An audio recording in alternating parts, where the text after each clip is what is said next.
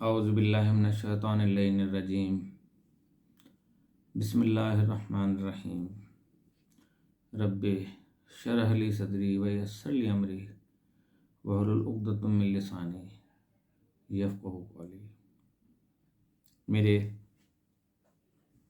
تمام ملکی اور غیر ملکی دوست اور دیار غیر میں رہنے والے میرے وطن کے باسی، ان سب کو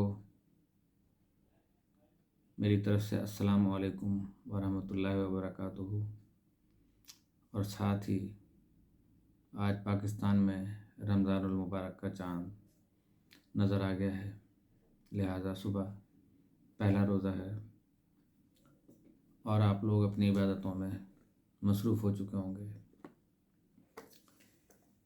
میرے وہ احباب جو انڈیا میں ہیں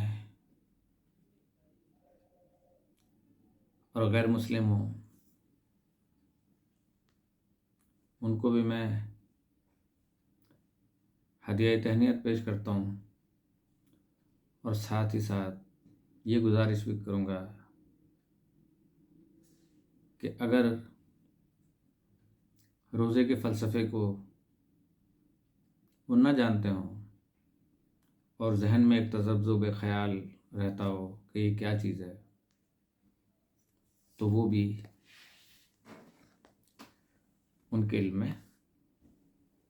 اضافے کا موجب بنے۔ یوں تو ہر مذہب و ملت میں روزے ہیں،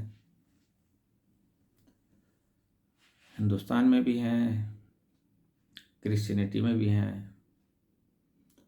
لیکن تھوڑے بہت اختلاف سے کہیں پہ بہت زیادہ لمبے ہیں، کہیں پہ مختصر ہیں، اور کہیں پہ اتنے مختصر ہیں ہمارے مسلمانوں کے لیے بھی کہ وہ روزہ افطارنے لگتے ہیں اور آدھے گھنٹے کے بعد ہی پھر سحری کا ٹائم شروع ہو جاتا ہے۔ اتنے لمبا ٹائم انہیں گزارنا پڑتا ہے، پاکستان میں 12 سے 14 گھنٹے۔ تو پروگرام سننے سے پہلے اور میرے کچھ عرض کرنے سے پہلے میری یہ گزارش ہے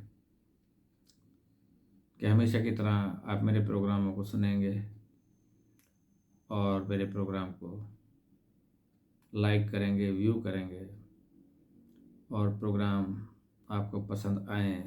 تو مجھے سبسکرائب بھی کریں گے۔ میں آپ کا شکر گزار رہوں گا۔ ہمارا موضوع تو چل رہا تھا روح کے حوالے سے اور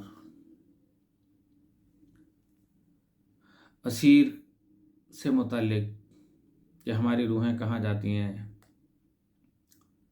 کہاں گھومتی ہیں، اور کس طرح روحوں کو طلب کر کے ان سے بات کی جا سکتی ہے اور کس کی روح کو بلایا جا سکتا ہے۔ یہ آج سائنس نے دریافت کیا ہے، لیکن یہ اس وقت سے ہے جب حضرت آدم علیہ السلام کا وجود خاکی اس زمین پر آیا اور فرشتوں نے جب ان کو سجدہ کیا عرش پر، تب بھی یہی قوتیں کام کر رہی تھیں۔ لیکن چونکہ رمضان المبارک کی رات ہے تو میں اس حوالے سے آپ کو کچھ گزارشات پیش کرنا چاہتا ہوں، اور آپ اگر اس سے اختلاف کریں تو میں پہلے ہی اس سے معافی مانگ لیتا ہوں آپ سے۔ تو روزہ ایکچولی کیا ہے، اس کا فلسفہ کیا ہے، کیوں ہم پہ اللہ تعالیٰ نے فرض کیے، تو مختصر سی گزارش کرتا جاؤں گا کہ یہ سب کچھ اللہ تعالیٰ کو نہ ہمارا روزہ چاہیے تھا، نہ ہماری قربانی، نہ ہماری نمازیں، نہ ہمارے حج، نہ ہمارے زکوٰۃ، نہ خمس وغیرہ اور دیگر عبادتیں۔ یہ سب انسان کی نیت پہ تھی کہ کس نیت سے کر رہا ہے وہ، اور نیتوں کا حال جو ہے وہ یا تو انسان خود جانتا ہے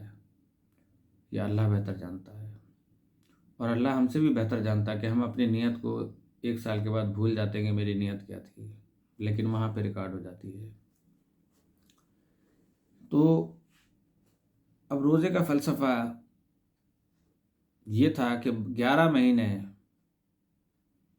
ہم جو کچھ گند بلا ہوتا ہے وہ کھاتے ہیں۔ اکثر لوگ ڈاکٹروں کے پاس بیٹھے ہوئے ہیں کہ میرا پیٹ بہت بڑھ گیا ہے، وزن بہت بڑھ گیا ہے، کوئی دوا دیں، ایکسرسائز نہ بتائیں،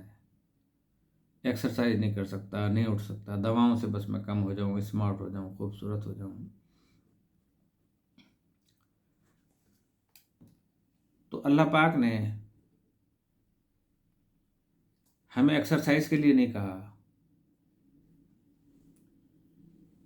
ہمیں اللہ تعالیٰ نے یہ نہیں کہا کہ کھانا نہ کھائیں، ہمیں اللہ تعالیٰ نے یہ ارشاد نہیں فرمایا کہ اگر استطاعت نہیں ہے تو آپ حج پر ضرور جائیں۔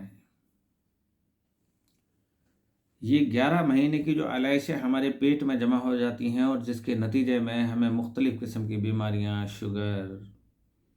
معدے کی بیماریاں اور دیگر امراض خبیثہ جو ہم میں آ جاتی ہیں،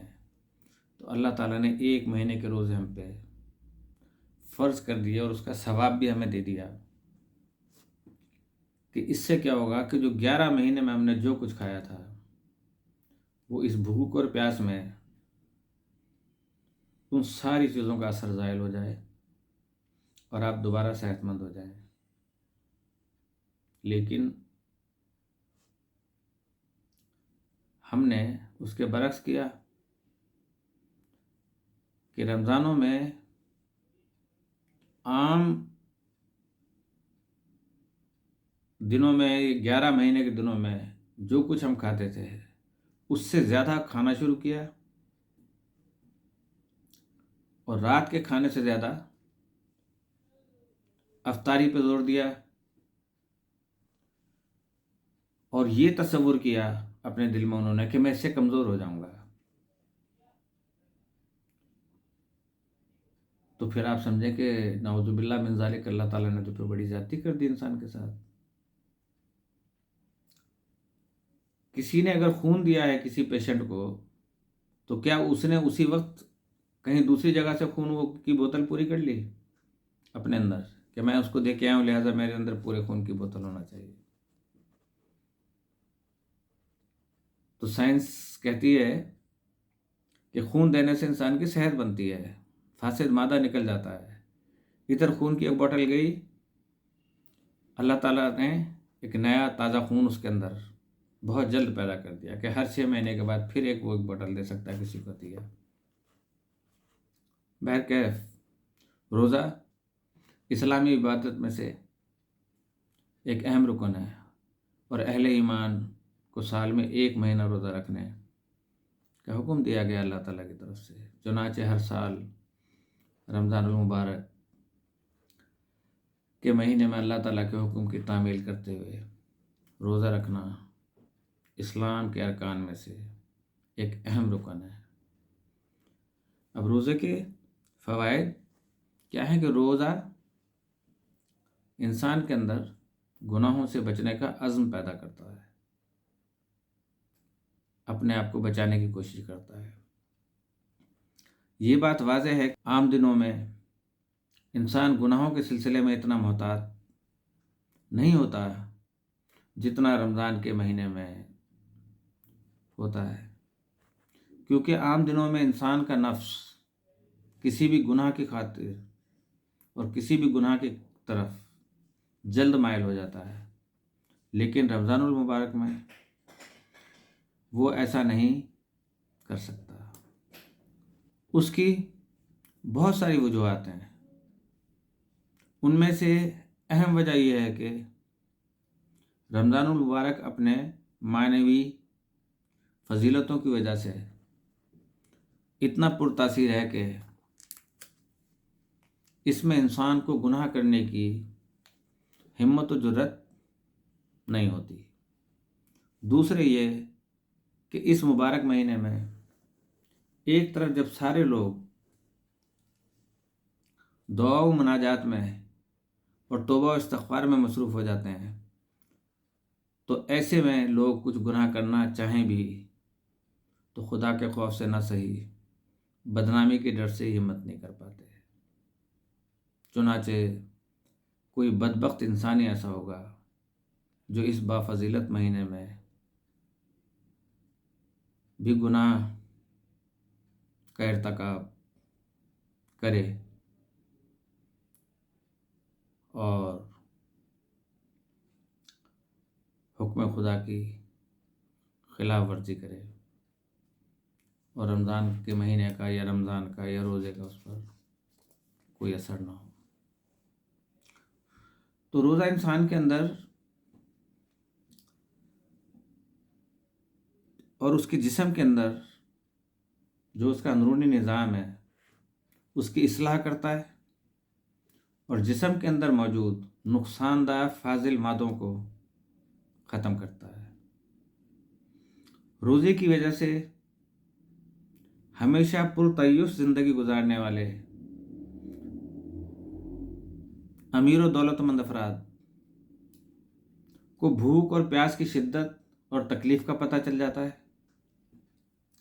جس سے ان کی دلوں میں غریب و نادار افراد کی مدد کرنے کا جذبہ جو ہے وہ پیدا ہو جاتا ہے۔ یہی روزے کا ایک بنیادی فلسفہ ہے کہ معاشرے میں توازن پیدا ہو۔ یہ تبھی ہو سکتا ہے کہ جب ثروت مند لوگ غریب و نادار اور افراد کی مدد کریں، اس کے لیے روزہ بہترین وسیلہ ہے۔ لہٰذا دل کھول کر غریب و نادار افراد کی مدد کریں تاکہ ان کی بھوک اور پیاس ختم ہو۔ آپ کی بھوک اور پیاس تو وقتی ہے، 1 مہینے کے لیے ہے، جو رمضان گزرنے کے بعد ختم ہو جائے گی، لیکن اگر آپ کی وجہ سے کسی غریب کی دائمی بھوک اور پیاس ختم ہو جائے تو یہ عین عبادت ہے۔ بہت سارے غریب و نادار اور سفید پوش لوگوں کو آپ کی اور ہماری مدد کی اشد ضرورت ہے۔ چنانچہ انفاق فی سبیل اللہ کا اس سے اچھا موقع نہیں ہو سکتا۔ یقیناً اللہ تعالیٰ رمضان المبارک کی برکت سے کئی گنا زیادہ اجر و ثواب عطا کرے گا۔ جو لوگ اس ماہ مبارک میں غریب و نادار افراد کی مالی مدد نہیں کر سکتے، ان کو چاہیے کہ اس ماہ مبارک میں اپنی خصوصی دعاؤں کے چند جملے ان بیچاروں کے لیے اور ان کے حق میں ادا کر دیں، اور ہمیشہ کرتے رہا کریں۔ کیا پتہ آپ کی دعاؤں سے اور ان کی بدولت سے ان کی مشکلات دور ہو جائیں اور وہ بھی آپ کی طرح آسودہ حال ہو جائیں۔ ایک افسوسناک بات یہ ہے کہ آج کل لوگ روزے کے فلسفے کے برخلاف کام کرتے نظر آتے ہیں۔ اپنے آپ کو دن میں بھوک اور پیاس سے بچانے کے لیے نہ جانے کیا کیا تدابیر اور چیزیں استعمال کرتے ہیں کہ انسان کی عقل دنگ رہ جاتی ہے، اور دوسروں کو بھی ان نایاب مشوروں سے نوازتے ہیں کہ افطار و سحر میں فلاں فلاں چیز استعمال کرو، روزہ آرام سے گزر جائے گا۔ ایسے لوگوں کی خدمت میں گزارش ہے کہ ایسی چیزیں بھی ہیں کہ جن کو استعمال کرنے سے 2 دن بھی کچھ نہ کھائیں تو فرق نہیں پڑتا، مگر یہ روزہ کہاں سے؟ جب بھوک اور پیاس ہی نہ لگے تو روزہ کیسا؟ روزے سے اگر بھوک و پیاس کو نکال دیا جائے تو اس کا فلسفہ ہی ختم ہو جاتا ہے۔ یہ بھوک اور پیاس ہی تو ہے جو آپ میں غریبوں کی مدد اور ان کی بھوک اور پیاس کا احساس پیدا کرتا ہوتا ہے، تاکہ آپ میں غریبوں کی مدد کرنے کا جذبہ پیدا ہو۔ صوم یعنی روزہ رک جانے کو کہتے ہیں، ہر قسم کی چیزوں سے رک جانا، ہر گناہ سے رک جانا، اور گناہ سے تو ہمیشہ کے لیے رک جانا ہے، لیکن صوم کے لیے، روزے کے لیے ایک مدت کے درمیان کے 12 گھنٹے کے، 14 گھنٹے کے، تو رک جانے کو کہتے ہیں۔ چنانچہ طلوع فجر سے لے کر مغرب کی شفق کی لالی تک اپنے آپ کو کھانے پینے سے اور دیگر چیزوں سے روکنا، بئی معنی یعنی دوسرے معنوں میں کہ ہمیں بھوک اور پیاس لگے اور ہم کھانے پینے سے رک جائیں، تو یہ روزہ ہے۔ لیکن ہم اگر بھوک پیاس ہی نہ لگے تو اس میں ہمارا کیا کمال ہے؟ غور فرمائیں کہ بعض افراد ایسے ہیں جو پورا رمضان سو کر گزارتے ہیں تاکہ بھوک پیاس نہ لگے، رات بھر جاگ کر کھاتے پیتے رہتے ہیں اور صبح کی نماز پڑھ کر سو جاتے ہیں، نماز ظہران کے لیے بمشکل جاگ کر نماز ادا کرتے ہیں، پھر مغرب تک سو جاتے ہیں۔ بعض نازک مزاج ایسے ہوتے ہیں کہ صبح کی نماز پڑھ کر لمبی تان کر سو جاتے ہیں اور مغرب سے کچھ دیر پہلے بیدار ہو کر جلدی جلدی نمازیں ادا کی اور دسترخوان پر بیٹھ جاتے ہیں۔ یہ روح روزے کو مجروح کرنے کے مترادف ہے۔ حضرت علیہ السلام نے بجا فرمایا کہ بعض روزے داروں کو سوائے بھوک اور پیاس کے کچھ نہیں ملے گا۔ مزید فرمایا کہ مجھے گرمی کے روزے اور سخت سردی میں فجر کی نماز سب سے زیادہ پسند ہے،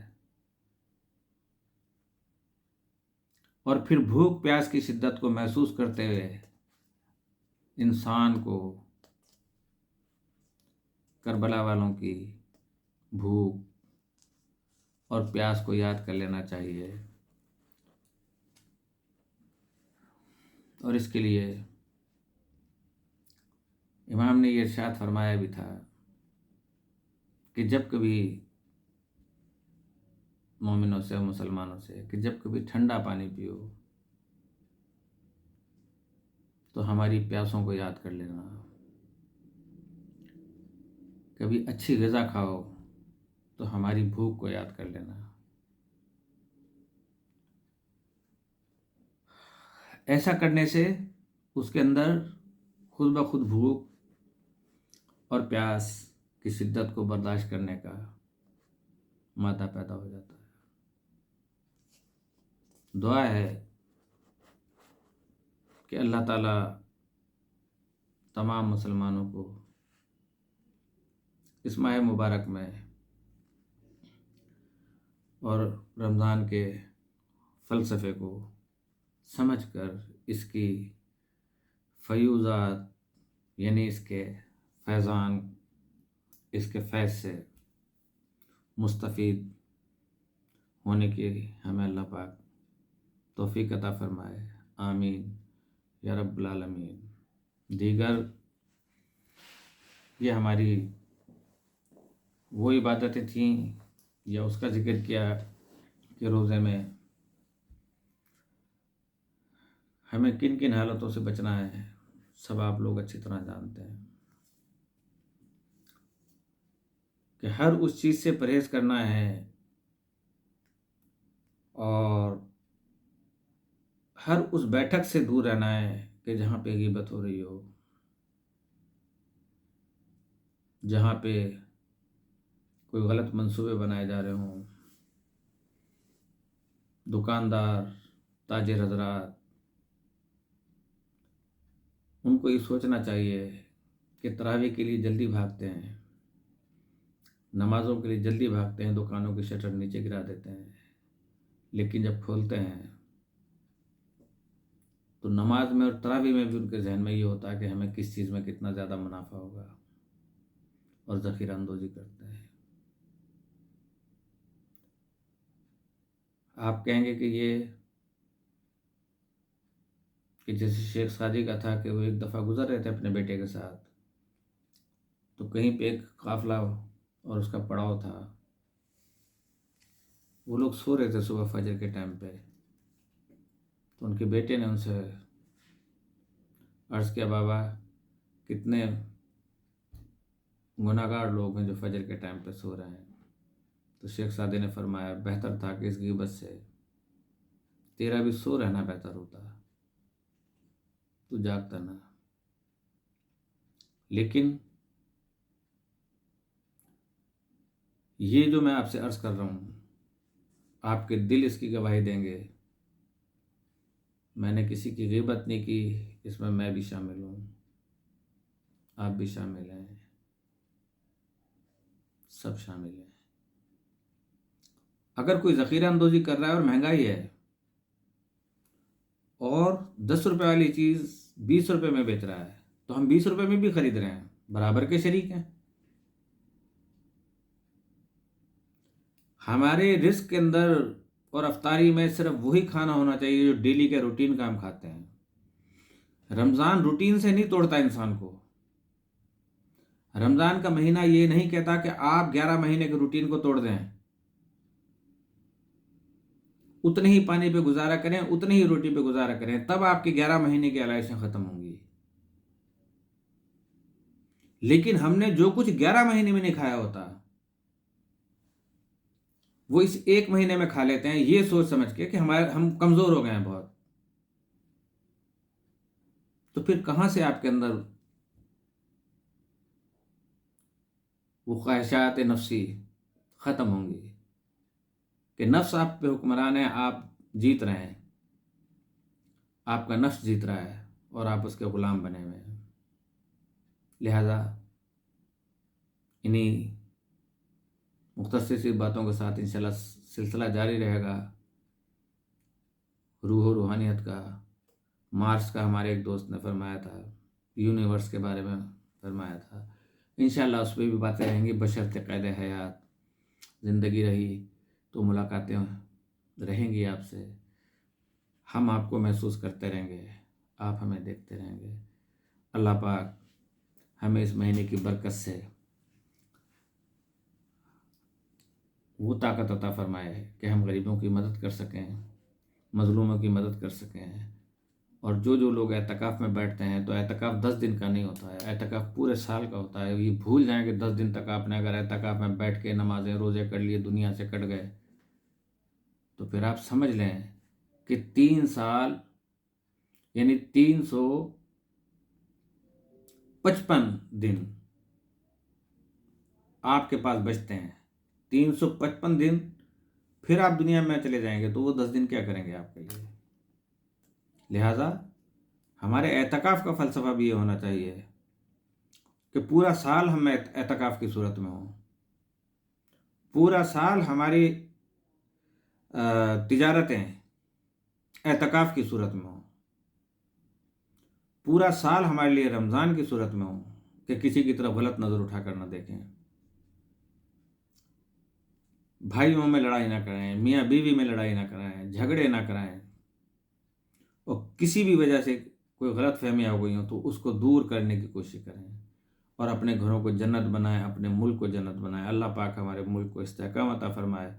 اس رمضان المبارک کے اندر ہم سب کی دعاؤں کو مقبولیت عطا فرمائے، ہمارے مسلمانوں کی مدد فرمائے جہاں جہاں آباد ہیں، اور جہاں جہاں جو پریشان حال تیری مخلوق ہے، اے میرے معبود تو ان کی مدد فرما، اور ہمیں توفیق عطا فرما کہ ہم رمضان المبارک میں،